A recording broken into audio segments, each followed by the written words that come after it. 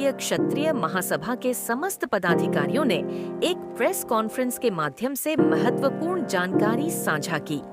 इस दौरान उन्होंने बताया कि महासभा का मुख्य उद्देश्य क्षत्रिय समुदाय के उत्थान के लिए काम करना है। प्रेस कॉन्फ्रेंस में राष्ट्रीय अध्यक्ष ठाकुर दिनेश प्रताप सिंह ने कहा कि महासभा क्षत्रिय समुदाय की शैक्षिक उन्नति को बढ़ावा देने के लिए काम कर रही है। उन्होंने बताया कि महासभा छात्रों के लिए छात्रवृत्ति और सहायता कार्यक्रमों का आयोजन कर रही है। दिनेश प्रताप सिंह जी जो हमारी अखिल भारतीय क्षत्रिय महासभा के राष्ट्रीय अध्यक्ष हैं और उत्तर प्रदेश सरकार में मंत्री हैं, और उनसे आगे आप जानते हैं जोगिंदर सिंह तंवर साहब जो हमारे अखिल भारतीय क्षत्रिय महासभा राजस्थान इकाई के कार्यकारी अध्यक्ष हैं। मेरे बाएं तरफ बैठे हैं ब्रजेश सिंह जी जो पूर्व विधायक हैं गोरखपुर से और हमारे अध्यक्ष हैं पूर्वी उत्तर प्रदेश के।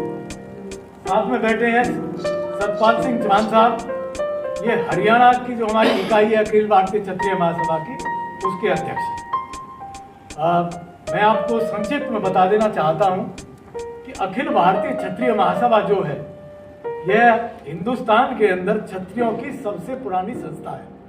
1897 में राजा बलवंत सिंह जी अभागढ़, राजा भींगा और राजा कोटला इन्होंने इसकी स्थापना की थी, और तब से लेकर अब तक हमारे इस सभा के जो हैं 20 अध्यक्ष रहे हैं। जो देश की हस्तियां रही हैं वो इसके अध्यक्ष रहे हैं, जिनका नाम आगे दिनेश जी बताएंगे। ठाकुर दिनेश प्रताप सिंह जी इस समय जो मौजूदा अध्यक्ष हैं अखिल भारतीय क्षत्रिय महासभा के, वह हमारे इस सभा के 20वें अध्यक्ष हैं। और ये जो सभा है पूरे के पूरे हिंदुस्तान में काम करती है। प्रत्येक प्रदेश में हमारी इकाइयां बनी हुई हैं, और जो भी काम हम करते हैं वो सामाजिक संरचना को ध्यान में रखते हुए उत्थान की बात करते हैं, शिक्षा की बात करते हैं, और निरंतर उन्नति पर किस तरीके से समाज को लिया जाए उन बिंदुओं पर हम यहाँ पर विचार करते हैं। यह जो अखिल भारतीय क्षत्रिय महासभा है यह हमारी भारतवर्ष के जितने भी क्षत्रिय हैं उनकी सबसे पुरानी संस्था है। और आज हम यहाँ जयपुर में पूरे हिंदुस्तान के हमारे यहाँ पर डेलीगेट इकट्ठे हुए हैं, लगभग 100 के करीब डेलीगेट, चाहे वो पौंडीचेरी है, केरला है, तमिलनाडु है, आंध्र प्रदेश है, गुजरात है, जम्मू कश्मीर है, सभी प्रांतों से हमारे डेलीगेट यहाँ पर आए हुए हैं। आज 22 मार्च को शाम को हमारी राष्ट्रीय कार्यकारिणी की बैठक होगी, जिसमें हमारे प्रदेश के अध्यक्षगण और हमारे राष्ट्रीय कार्यकारिणी के पदाधिकारीगण और उसके सदस्य हैं वो उसमें हिस्सा लेंगे। कल 10:30 बजे इसी स्थान पर एक खुला अधिवेशन होगा, जिसमें संपूर्ण राजस्थान के, हम समझते हैं काफी बड़ी संख्या में राजस्थान के हर जिले से लोग यहाँ पर उपस्थित होंगे, और हमारे राष्ट्रीय कार्यकारिणी के सदस्य उसमें वो सब लोग शामिल रहेंगे। अब मैं अनुरोध करूंगा हमारे जो राष्ट्रीय अध्यक्ष हैं ठाकुर दिनेश प्रताप सिंह जी जो उत्तर प्रदेश सरकार में मंत्री भी हैं, उनसे मैं अनुरोध करूंगा तो आपको संबोधित। अखिल भारतीय क्षत्रिय महासभा के राष्ट्रीय महामंत्री भाई अरविंद पाल राणा जी, देश के लगभग सभी राज्यों के महासभा के प्रतिनिधिगण, सभी सम्मानित राजस्थान में चौथे स्तंभ के रूप में सेवा करने वाले सभी पत्रकार साथियों, आपका हृदय से अभिनंदन है।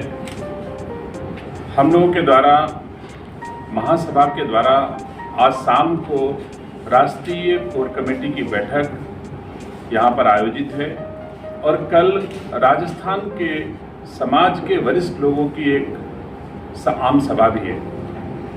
इसके माध्यम से हम लोग जोड़ने का काम कर रहे हैं। क्षत्रिय समाज सदैव ही देश के लिए, संस्कृति के लिए अपना बड़ा त्याग, बलिदान, कुर्बानियां दी हैं, और उसमें भी राजस्थान हम लोगों के लिए किसी तीर्थ से कम नहीं है। मुझे गर्व है कि आज राजस्थान की माटी पर हमारी महासभा का यह कार्यक्रम आयोजित हो रहा है। हम लोग जोड़ने के लिए काम कर रहे हैं, और हर किसी का धर्म है। इस देश में जिसने, देश की सीमा में जिसने भी जन्म लिया है और ईश्वर ने अगर उसे शक्ति दी है तो वो जोड़ने का प्रयास करता है।